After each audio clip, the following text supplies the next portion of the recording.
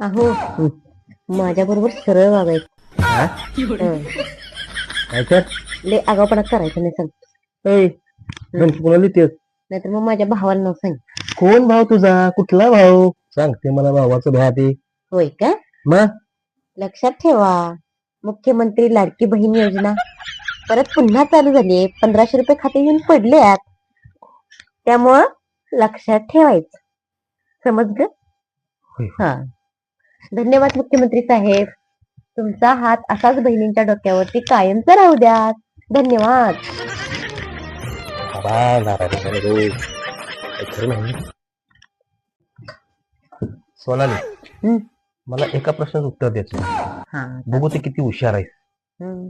हा, सांगशील मला? हे बघ, एक टकल्या न्हाव्याजवळ केस कापाय गेल्यानंतर 10 रुपये देतो. प्रश्न परत सांगतो तुला. एक टकल्या न्हाव्याजवळ केस कापाय गेला की 10 रुपये देतो. 10 टकल्याचे किती रुपये होतील?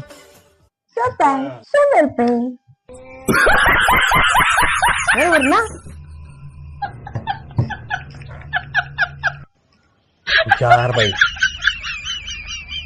हुशार आहेस हं? मग आहेच मी आहे, हुशार. तुझी हुशार की सांभाळून ठेव. आपल्याला उपयोगाला येईल नंतर पुढे.